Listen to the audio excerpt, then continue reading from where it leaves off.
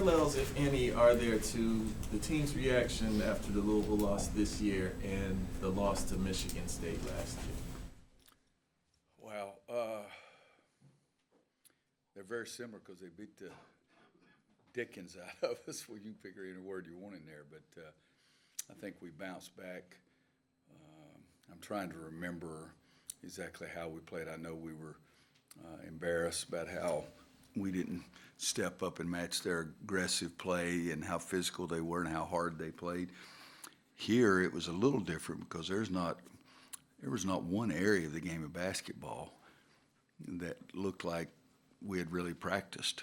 It looked like we had done anything. I mean, we shoot 35% or something, give up 51. We were 13 or 14% from three-point line, give up 40-something. They out-rebound us 40-31. We have 800 turnovers. I mean, here it was every single phase of the game, and whereas up at or in Portland against Michigan State, I just thought their physical play, and not dirty physical play, just physical play, they just beat us up and just outworked us for every loose ball, every rebound, and we didn't have any answer for that at all. But the game here was I've spent last night and today, I was just watching it.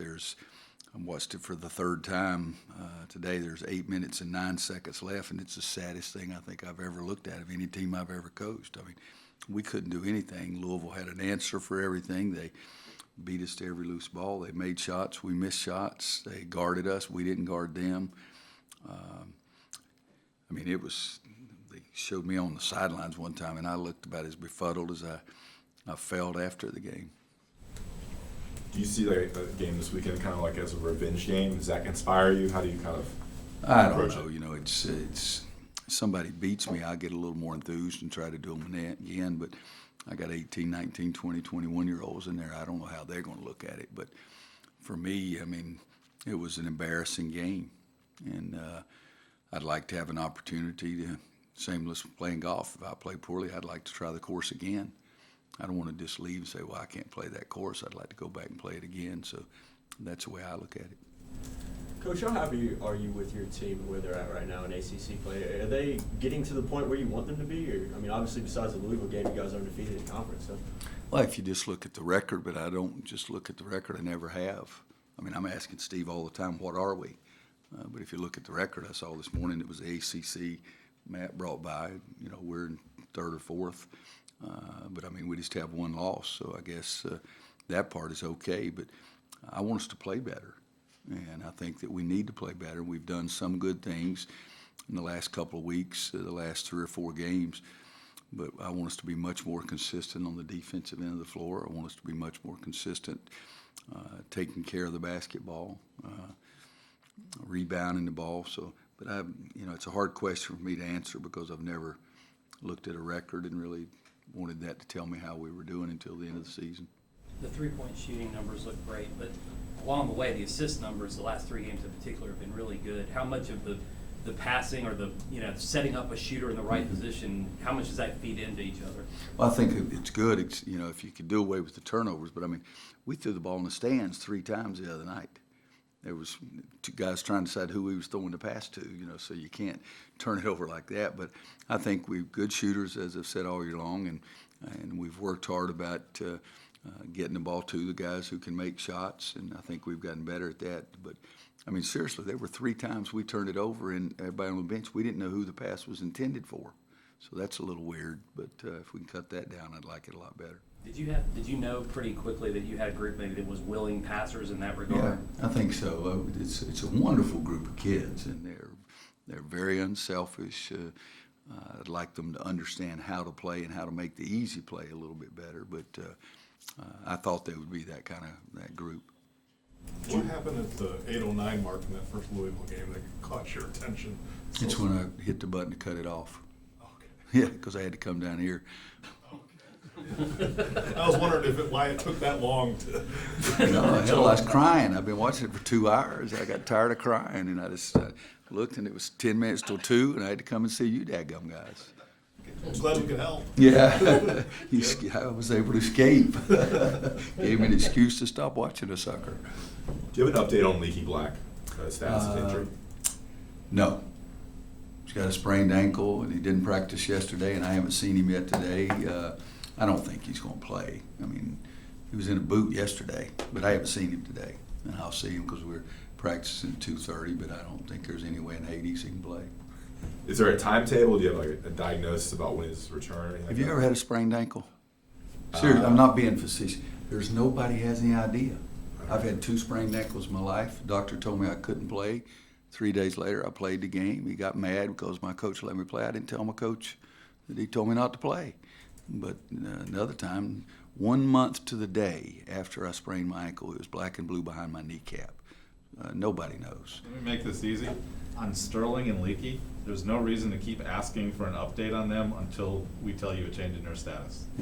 I mean, he was in a boot let's just yesterday. go. No, I understand what you're saying, but what's that? I just didn't know if he was going to play or not. I just said that. There's no way. In fact, my quote was "no way in Hades." Yeah, got it. No, I mean, just going forward, there's no. But no really, need to I haven't keep- seen him today, and the last time I saw him was yesterday. He was in a boot. I haven't seen many guys run out there in a boot. How does your rotation change without Leakey? Well, it's shorter. You don't have as many guys, and he was a guy that I could put in at the 1, the 2, and the 3. But we haven't. We had practiced yesterday. Is the only time that we practiced without him, and I would think that I can't afford 7th to be in a down part of his play. I need him to play better because there's a couple of times in the last 2 or 3 or 4 weeks that I've also played Leakey at the point guard, and I won't have that possibility. But I guess shorter rotation, what I mean by that is fewer bodies. But I've never been one to, and we did it here one year, Coach Guthridge and Coach Smith and myself, and Coach Guthridge said it's time to put in so-and-so and it's time, but we made a decision before the game started when we were going to substitute guys. And I never felt comfortable with that, and so I've never done that. I just sort of go by the seat of my pants as to who I'm going to put in when. But I think that if you look at it, it's like missing 2 players really, because it's very seldom to have a guy that can play the 1 and then also play him at the 2 and 3. But it'll be shorter because we're not going to have him, But I said no way in Hades. I don't know if I've ever missed that part or not. With Sterling, or have you been able to get anything more out of him as far as in practice of kind of building up? He's not practiced 1 second. No. Not practiced 1 second. He's doing some running now, and they're working him harder in the weight room, and so, but he has not practiced. Right. He has not practiced 1 second. During the week off between games, was there any one area in particular that you guys kind of emphasized? Not just one. It was about 3. I mean, the first one was turning the ball over.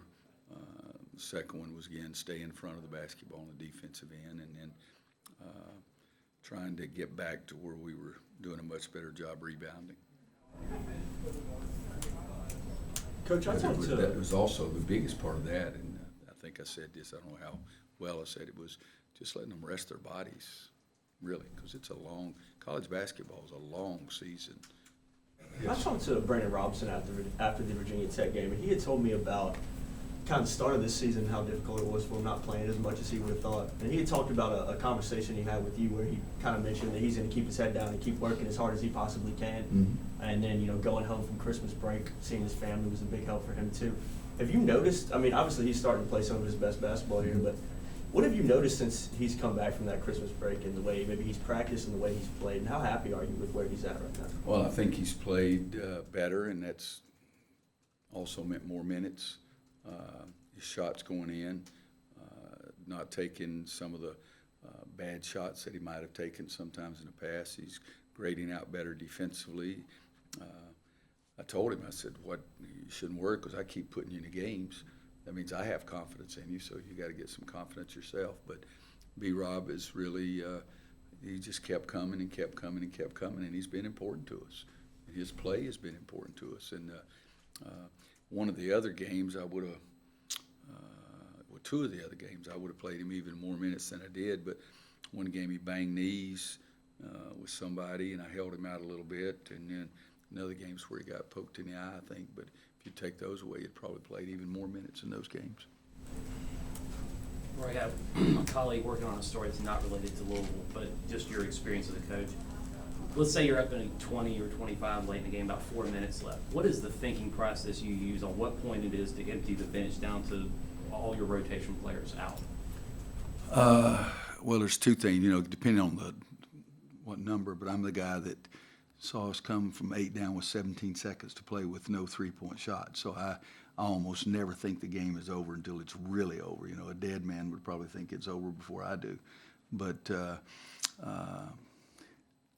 don't say anything about that either. I'm getting so tired. Can't say anything in life. But I have two things. One, I want to play some of the guys from 6 to 10 because those guys are going to be in the game at important minutes, so I want them to get some minutes. And then the walk-on guys who are thrilled to be part of the program, and I'm thrilled for them to be part of the program, I want to give them a couple of minutes, but I'm not going to,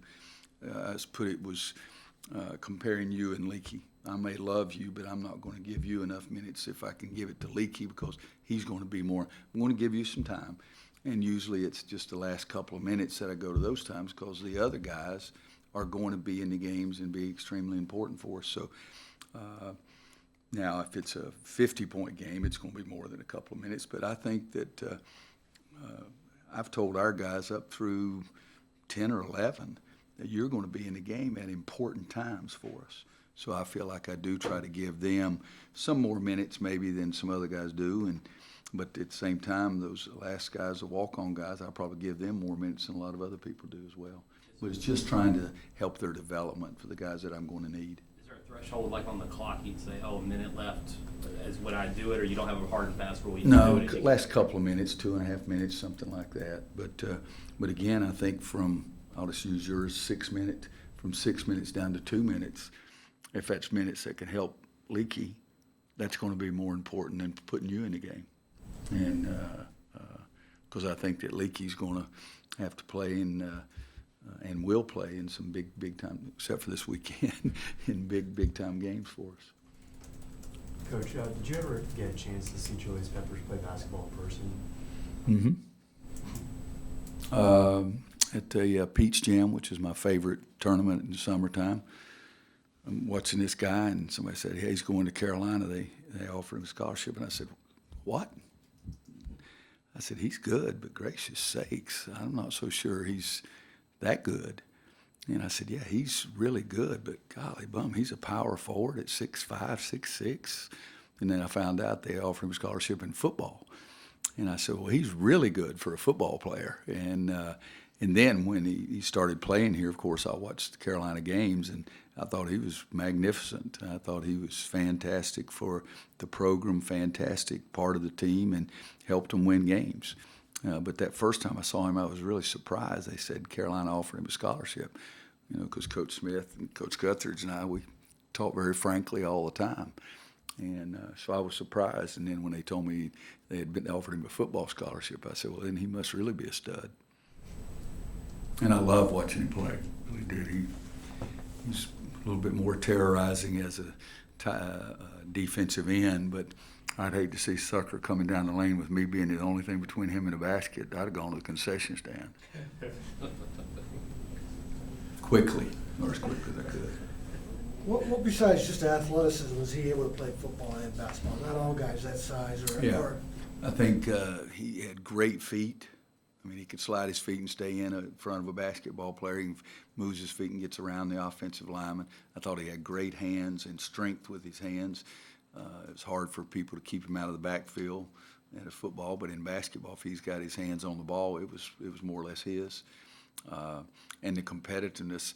I mean, I'm thinking, Steve, you may have to help me. I think it was the 100-year celebration that he wanted to play in the basketball game. And I said, Julius, I cannot let you play. I mean, the Panthers have put out a contract on me. And he said, just let me play a few minutes. I said, no. I said, but I tell you what. So we introduced him like he was going to go in the game, and then I pulled him out so at least the fans would get a chance to cheer for him. But I said, I cannot put you in this game, or I can't let you go in this game. I think he did left. I think he went through the left line. Yeah, he did. I mean, he said, Coach, now I got to play some. I don't know, big fella. I don't want the Panthers to be that mad at me, but I think that was when it was the 100-year 2010 celebration. it was, definitely. Yeah. Anybody else for Coach? Roy, Hubert Davis, when he was filling in for you, was asked a question about a fun fact he learned about you. He said you put salt in your orange juice. Is This that? is about as low as any press conference I've I'm ever just, had. I'm just curious. Questions about the radio show. Second time today? That's right. You ever tried it? No. Should. Where did that start? That thing just growing up?